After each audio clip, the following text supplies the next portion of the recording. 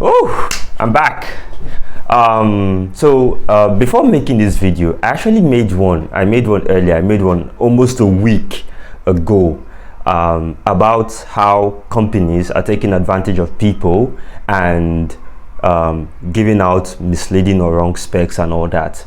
But I mean, after having a conversation with somebody else, I think the problem is not actually from the side of the companies alone, because if I tackled only companies who give out like misleading specs and all, that would be facing only half of the problem. So in today's video, we're going to be talking about the problem with specs consumers. Let's get straight into it.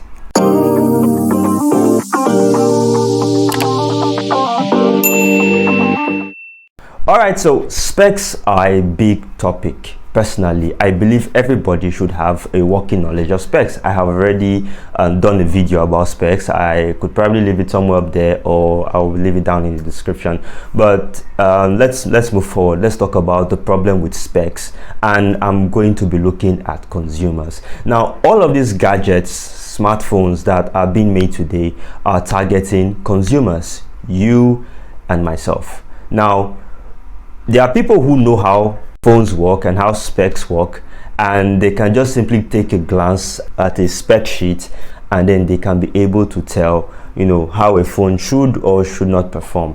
Now, but there are not a lot of people that know this, and there are not a lot of people that do this. In my previous videos, some persons have messaged me and said that stop trying to tell us this and that and this and that. Specs don't work, they're just something on paper. Like, the harder I go at it, the harder the pushback.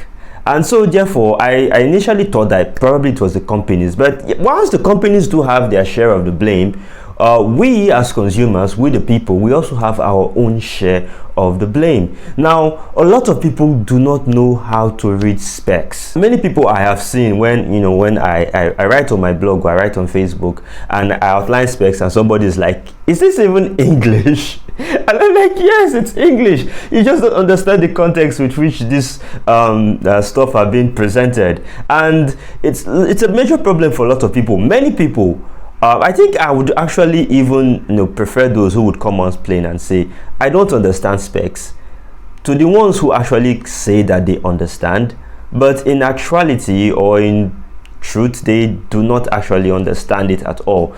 Many people who say they understand specs look at numbers and then simply tell themselves the higher the number, the better. Then when the higher doesn't necessarily translate to better, which happens a lot in the tech world, they will then come back and say that specs are jargon, that specs are just for hype, which is not entirely true. So I'm going to go very quickly to the 4 key areas of specs on smartphones, which are processor, camera, display, and battery. All right, so let's kick off with the first part, processors. Now, there are 5, yes, generally there are 5 major groups: Snapdragon, MediaTek, Google Tensor, Samsung's Exynos, Unisoc. Oh, Kirin makes it 6, but well, with the problems Huawei have been having for some time now, Kirin has been put on the back burner. So let's move on now. Many people believe that Snapdragon is better than MediaTek in all ramifications. The idea that there are some Snapdragons that could be this low and some MediaTeks that could be this high, it doesn't really occur to them, and so therefore they will be very glad to pick a Snapdragon 439, for example, over a Helio G96.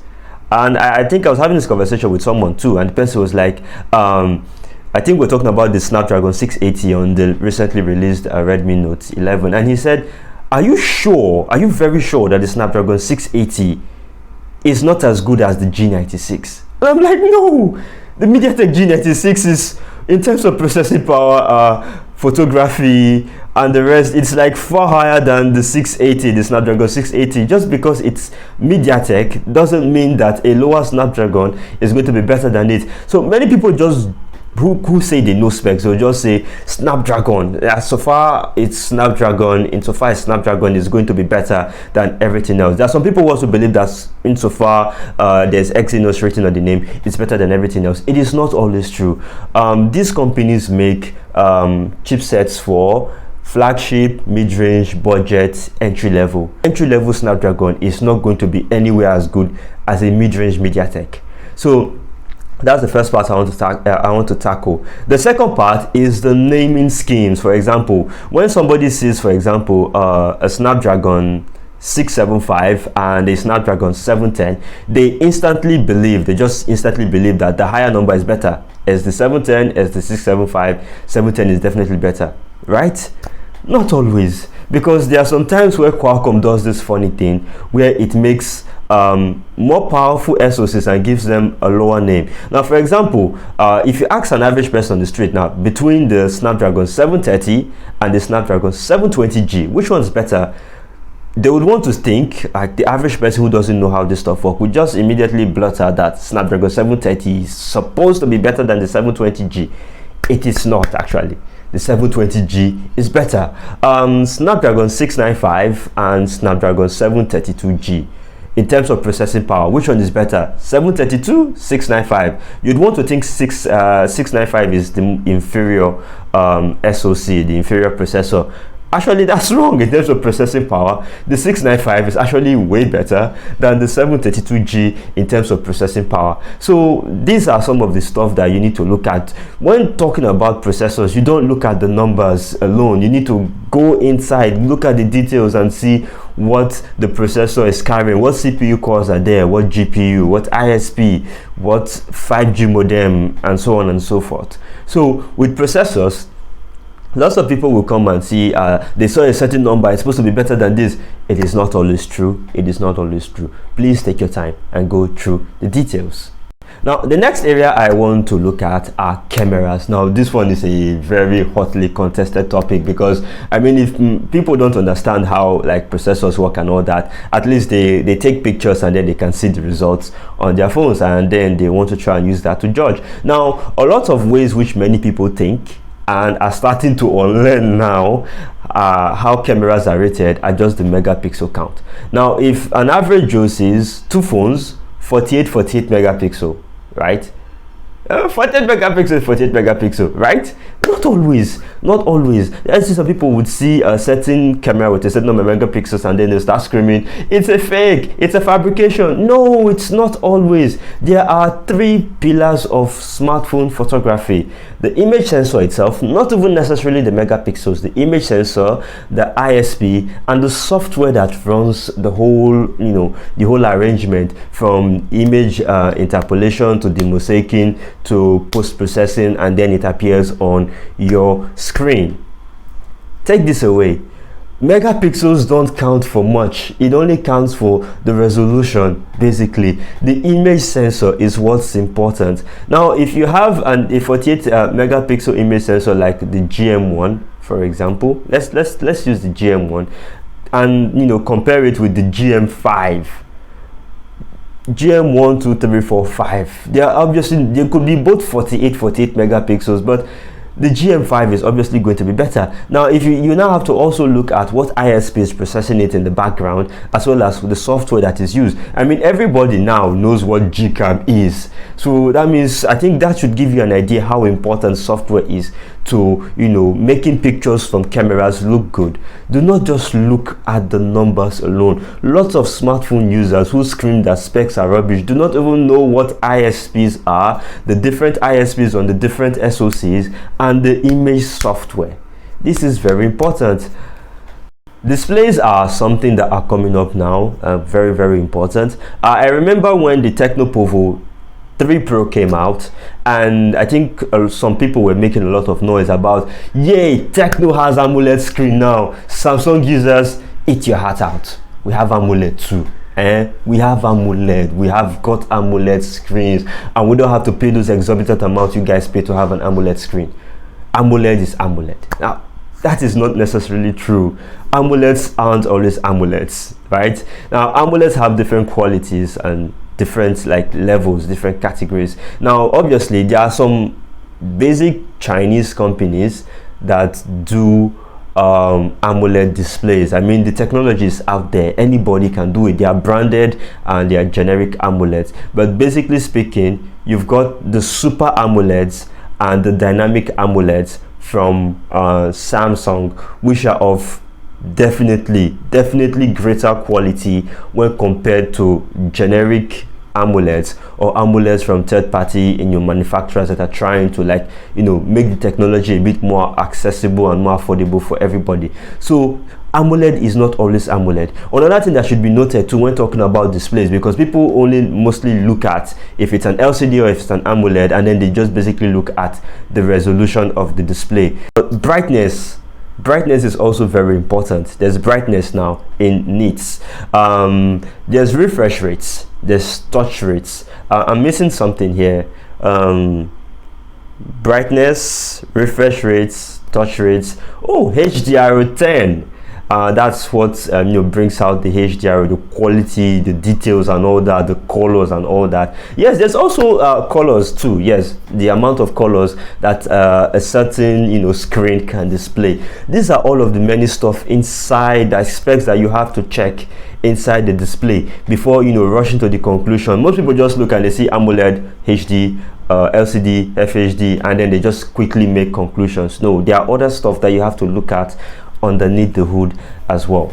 Finally, we've got batteries. Now, definitely batteries are mostly straightforward. You've got a battery with a certain mAh, and then you've got fast charge or no fast charge. So lots of people don't really check for fast charge.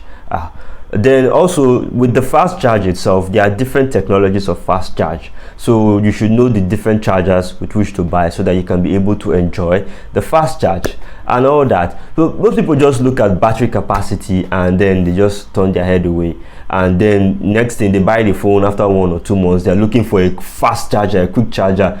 My dear sir, your phone doesn't support fast charge. You mean I bought this phone for so amount of money and it doesn't support fast charge? Yes, it's written in the spec sheet. You check the spec sheet before you bought it.